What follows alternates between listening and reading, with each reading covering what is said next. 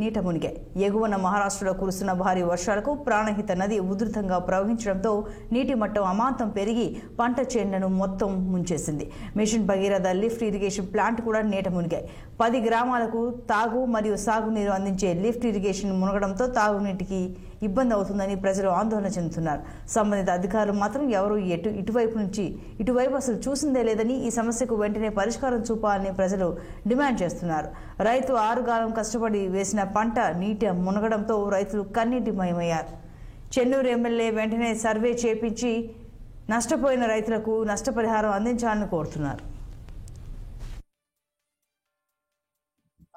ఎకరానికి 10 నుంచి 15 వేల దాకా ఖర్చు పెట్టినాం. ఇప్పటికే మిగతా మందు బస్తాలు కూడా రోడ్ల సౌకర్యం చక్కగా లేక ముందే కొట్టపోయి ఎండాకాలం వేసవిని అటు పెట్టుకొని ఉన్నాం.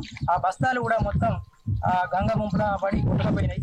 కాబట్టి ప్రభుత్వం తక్షణమే స్పందించి ఎంక్వైరీ చేసి ప్రజలను రైతులందరినీ ఆదుకోవాల్సిందిగా మేము కోరుతున్నాం.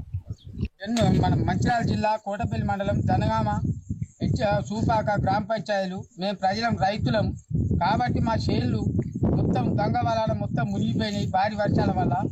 కాబట్టి దయచేసి ప్రభుత్వం ఎమ్మడే మమ్మల్ని దీన్ని ఎంక్వైరీ చేసి మమ్మల్ని ఆదుకోవాలని దయచేసి మేము ఈ ప్రభుత్వాన్ని